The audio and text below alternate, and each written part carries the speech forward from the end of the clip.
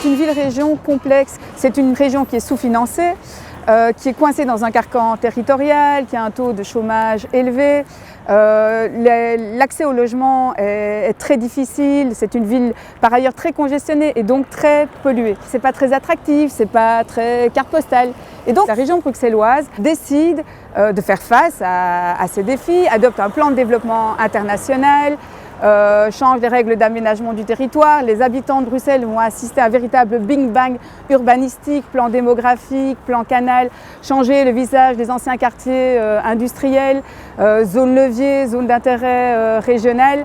Et malgré tout ça, les choses selon la région vont trop lentement, la congestion reste, l'accès au logement reste difficile.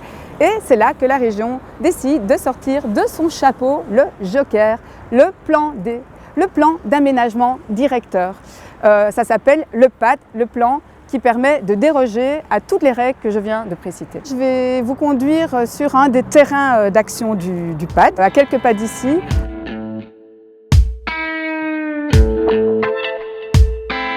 À quoi peut bien servir un PAD? Nous sommes ici à Molenbeek, porte de Ninove. Vous avez là un terrain qui appartient au promoteur immobilier Bezix. Bezix veut y construire plus de 300 logements, donc un très grand nombre de logements. Or, sa parcelle est petite. Évidemment, il voudrait monter en hauteur. Or, comme vous voyez, ici, les gabarits sont relativement bas. Urbanistiquement parlant, les règles en région bruxelloise ne vous autorisent pas à construire une tour ici.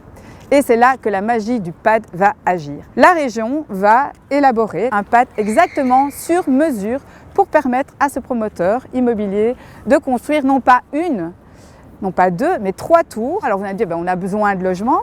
Alors, les logements qui seront construits là seront des logements entièrement privés. On sait déjà qu'ils seront inaccessibles pour la bourse de la plupart des Bruxellois, en sachant qu'il y a un tiers des Bruxellois qui sont en dessous du seuil de pauvreté.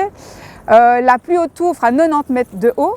Elle va complètement écraser l'espace public et notamment le parc, qui est un parc tout récent qui vient à peine d'être terminé et qui fait suite à une bataille de longue haleine menée par les habitants du quartier.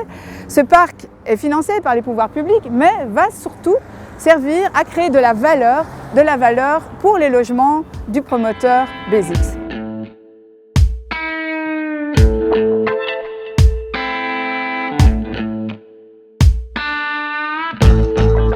À quoi peut servir un PAD, un plan d'aménagement directeur? Nous sommes ici sur un des toits de la cité modèle. Derrière nous, il y a les 100 hectares du plateau du Hezel, où on voit le stade Roi-Baudouin. Alors en 2007, la ville de Bruxelles, dans le cadre du plan de développement international, souhaite développer ici un centre de congrès. Alors un centre de congrès, c'est une fonction qui n'est pas très rentable. C'est ainsi que par un tour de passe-passe, la ville de Bruxelles décide de développer une fonction privée sur ce terrain qui est public, à savoir le plus grand centre commercial de Belgique, un centre commercial qui ferait 72 000 mètres carrés. Et le tour de passe-passe consiste à céder une partie du terrain public à un promoteur qui développera le centre commercial qui permettra de financer le centre de congrès. Ici, normalement, c'est des terrains d'utilité publique pour des équipements d'intérêt collectif. Alors les riverains, les associations, etc. vont attaquer la base légale permettant le développement de ce projet, vont aller en recours devant le Conseil d'État. Le Conseil d'État va leur donner raison. La région bruxelloise, le gouvernement de la région bruxelloise va reconstruire une nouvelle base légale. Les associations vont réattaquer et c'est alors que la région bruxelloise, le gouvernement se dit « Ouh, ça sent le roussi » et sort la baguette magique, le PAD. PAD qui permet dès lors d'immuniser ce territoire pour éviter tout autre recours légaux puisque le PAD permet de déroger à toutes les autres règles. Nous assistons exactement au même scénario dans le quartier européen avec le PAD loi. Le PAD loi compte plusieurs projets de tours de bureaux, tours de logements et le PAD loi permet de créer non pas 1, 2, 3 tours mais 14 tours dans le quartier européen.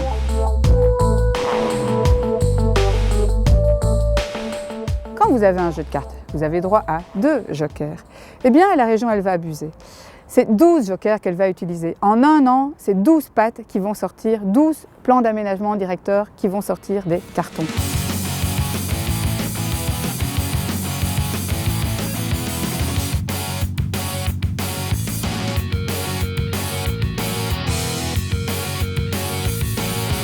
Certains parlent de trou noir, de bazooka urbanistique, avec quelque chose qui absorbe toutes les règles qui avaient été émises jusqu'à présent.